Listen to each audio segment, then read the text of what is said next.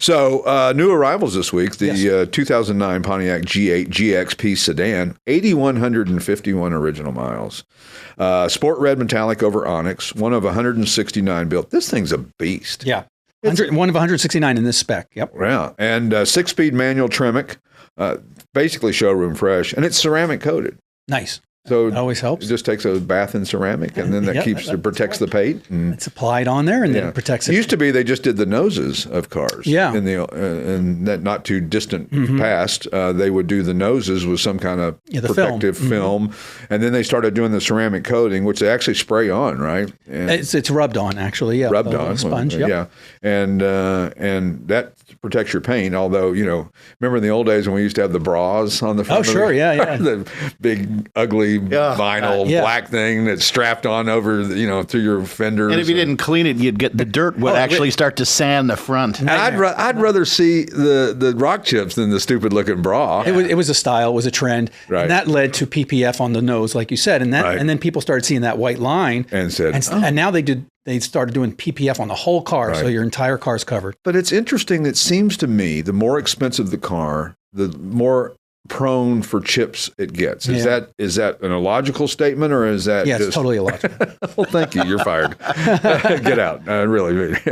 Anyway, GXP, great car. There was only 3,000 of them. I think they produced. It's like the GNX of the Pontiac G8 It is world. Certainly. If you don't know about it, you should, and it will be a future collectible if not already. I mean, other new arrival, the 1972 Ford Mustang Mach 1 light pewter metallic, which I think is such a great color on these cars. That silver with the black stripes. You don't like it, I can tell by your look. I don't like that body style, but a lot of people do, and they're up and coming. The flat window? You don't like the back flat window? Yeah. Okay. All right. Numbers matching 351 Cleveland, Deluxe Marty report, the order invoice, FMX automatic transmission, mostly original body and paint. So an interesting car that you get to make a decision. You want to drive it and enjoy it, or you want to go crazy and send it to McPherson, Kansas, and have them completely restore it for you. Right. How about the 1957 Oldsmobile Super 88 convertible, royal glow over black and white?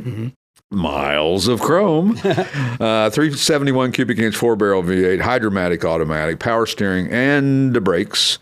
And it's got some nifty 50s colors. It's got that look about it. That royal glow is an unusual color. It is. It's one that you really got to see in person. It's good you would want to see that in person. And the interior is quintessential 50s. Yeah, black and white. Perfect. Other new arrival, the 1978 Chevrolet Corvette Indy pace car, black and Indy silver over silver. But this one's unusual. Most of these are all original and kept original because of the collectability factor that we thought was going to happen that didn't really happen in the late 70s. But this one runs the quarter in 11.5 seconds. Sure. It's got a built 350, 411 gears, wolf in sheep's clothing. If you don't know what that means, look it up. It's not a snobby car thing.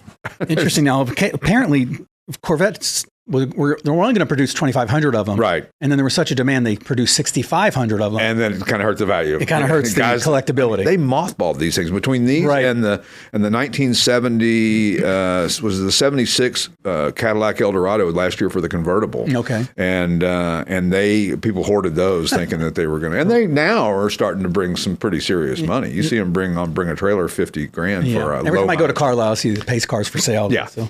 Love those. Other new arrival, the 2002 Toyota Tacoma SR5 Crew Cab 4x4 pickup, radiant red over gray, 88,000 actual miles, one owner taco. I don't know what that means.